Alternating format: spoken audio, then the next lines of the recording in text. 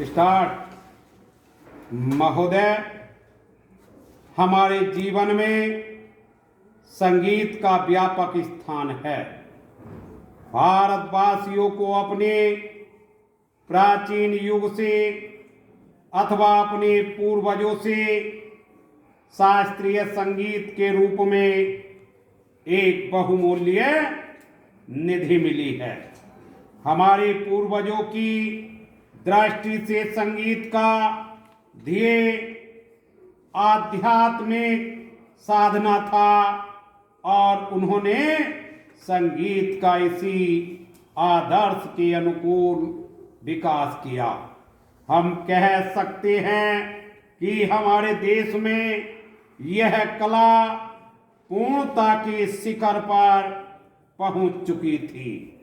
संगीत के ध्येय के संबंध में आज हमारे विचार चाहे कुछ भी हो, यह सभी स्वीकार करेंगे कि इसमें सामंजस्य की ओर ले जाने वाली और व्यक्त जगत से ऐक्य का आभास कराने वाली शक्ति निहित है।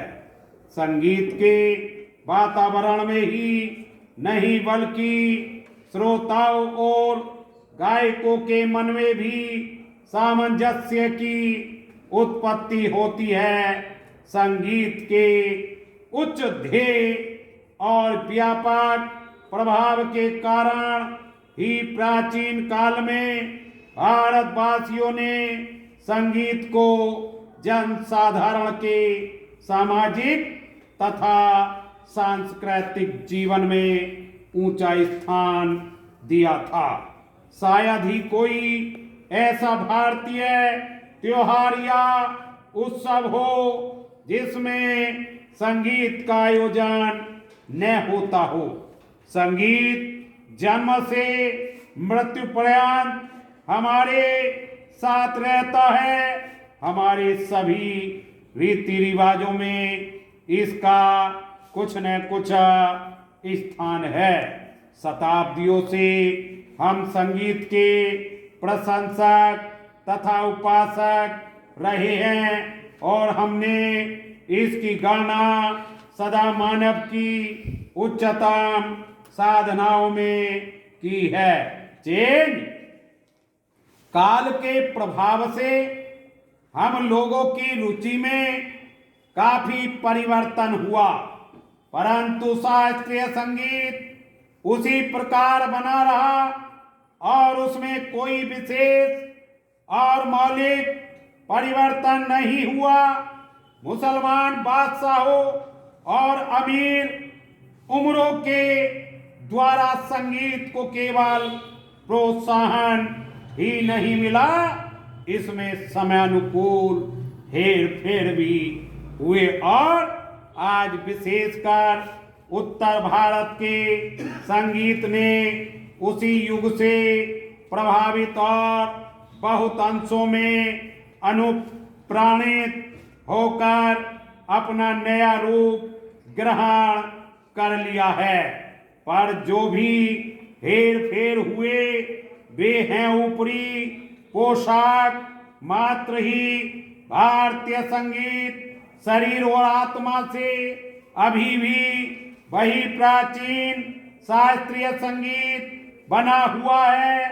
ऐसी आशा की जाती है कि इसमें अभी भी इतनी शक्ति है कि यह अपने को एक बार फिर आधुनिक वातावरण के अनुकूल बना लेगा। प्राचीन संगीत कला भारतीय रजवाड़ों के दरबारों में उनके आश्रय से पनपती रही। यह स्वीकार करना होगा कि भारतीय नरेशों द्वारा दिए गए प्रत्यय के कारण संगीत लुप्त होने से बच गया, परंतु यह भी मानना पड़ेगा कि इन वर्षों में भारत की जनता का शास्त्रीय संगीत से बहुत कम संपर्क रहा।